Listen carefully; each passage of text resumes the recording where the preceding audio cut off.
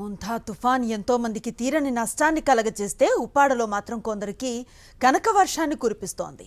తీరానికి దూసుకువచ్చే రాకాసియాలలు కడలి గర్భంలో దాగున్న బంగారాన్ని వెంటబెట్టుకొని వస్తున్నాయని అన్వేషణ సాగిస్తున్నారు అక్కడి ప్రజలు. చిన్న పెద్ద తేడా లేకుండా అందరూ ఉప్పాడ తీరంలో దొరికే బంగారం కోసం వెతుకుతున్నారు. తుఫాన్ల సమయంలో మాత్రమే తమకు బంగారం దొరుకుతుందని మత్స్యకారులు చెబుతున్నారు. దీనిపై మరిన్ని వివరాలు మా ప్రతినిధి రాజు అందిస్తారు.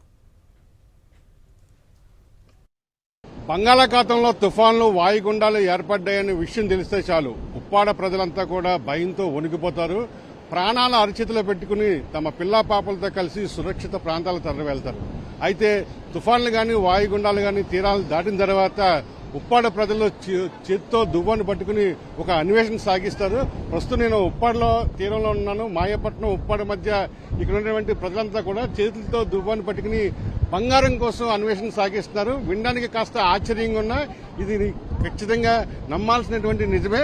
ఎందుకంటే గత కొన్ని సంవత్సరాలుగా ఈ ఉప్పాడ తీరం అంతా కూడా తుఫాను ప్రభావం కారణంగా కోతకు గురైన పరిస్థితి ఉంది. దాదాపు 3 కిలోమీటర్ల మేర ఉప్పాడ తీరం అంతా కూడా సముద్ర గర్భంలో కలిసిపోయిన పరిస్థితి అయితే ఉంది. దీంతో ఇల్లు చెట్లు అదేవిధంగా గుళ్ళు బళ్ళు అన్నీ కూడా సముద్ర గర్భంలో కలిసిపోయాయి.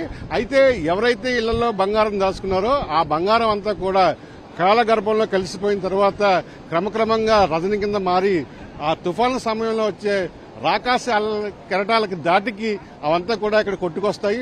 దీంతో వీరంతా కూడా చిన్న పెద్ద అనే తేడా లేకుండా ప్రతి ఒక్కరు కూడా ఇక్కడ అన్వేషణ సాగిస్తారు బంగారం కోసం. చిన్న చిన్న రచనలన్నీ కూడా ఈ మట్టిలో వారికి దొరుకుతూ ఉంటాయి. ప్రస్తుతం మనతో కొంతమంది స్థానికులు ఉన్నారు, వాళ్ళతో మాట్లాడే ప్రయత్నం చేద్దాం. చెప్పండి, ఇక్కడ ఎందుకు దువ్వాలను బట్టి అన్వేషణ చేస్తున్నారు? అంటే పూర్వం మా ఇళ్ళని లోపల ఉండేయండి, అవన్నీ కొట్టుకుపోయినాయి అన్నమాట సముద్రంలో. వాటి తాలూకా బంగారాలు గట్రా ఏమైనా ఉన్నా కానీ అవన్నీ ఈ రాకాశాలకి తుఫాన్లకి అవి రాపిడికి లోపల సముద్రంలో రాపిడికి ముక్కల కింద విడిపోతాయండి. అవన్నీ కూడా సముద్ర పొట్టికి ఈ రాకాశాల వల్ల దొరికి చేరుతాయి. వచ్చిన ప్రతిసారి కూడా మా వాళ్ళు అందరూ కూడా బంగారం వేటాడి దొరికిదే.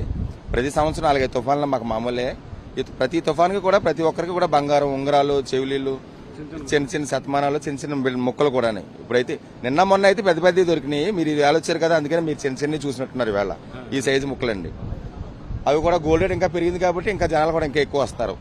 మరి భయం ఏదా? కెరటాలు వస్తున్నాయి కదా, మరి ఇలాగా నెతకడం భయం ఏదా వాళ్ళకి? మాకు తుఫాన్లన్నీ అలవాటండి. దానివల్ల ఏంటంటే పెద్దోళ్ళు ఉంటారు, ఇక్కడ పిల్లలు ఉంటారు. పిల్లలంటే మనం చెప్పినా కూడా విని పరిస్థితిలో ఉండరు. ఎందుకంటే వాళ్ళకి ధైర్యం ఆటోమేటిక్ గా సముద్ర పొట్టున ఉంటే తుఫాన్లకి ఆటికి పోటుకి అలవాటు అవడం వల్ల వాళ్ళకి ఆటోమేటిక్ గానే ధైర్యంగా ఉంటారు. పురాతన కాలం అండి, మెట్లు గెలిచింది ఆ పాత బంగారం. అయితే బంగారం దొరుకుతుందయ్యా? ఎంత చిన్న ముక్కలా? చిన్నవి.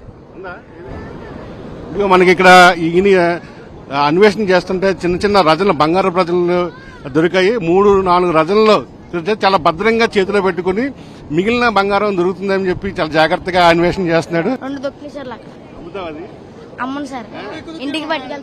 ఈ తీరానికి కొట్టుకొచ్చే ఒక ఒండ్రుమండిలోని ఈ బంగారం దాగి ఉంటుంది. దీంతో వీరంతా కూడా దువ్వాలతో చాలా జాగ్రత్తగా బంగారం కోసం ఇక్కడ ఈ ప్రాంతాన్ని అంతటి కూడా గాలిస్తూ బంగారం దొరికితే దాన్ని వస్తువులు తయారు చేసుకోవడం, లేదంటే ఎవరికైనా బంగారం సంబంధించిన వ్యాపారులకు అమ్ముకుని 4 డబ్బులు సంపాదించుకుంటామని చెప్పి స్థానికులు చెప్తున్నారు.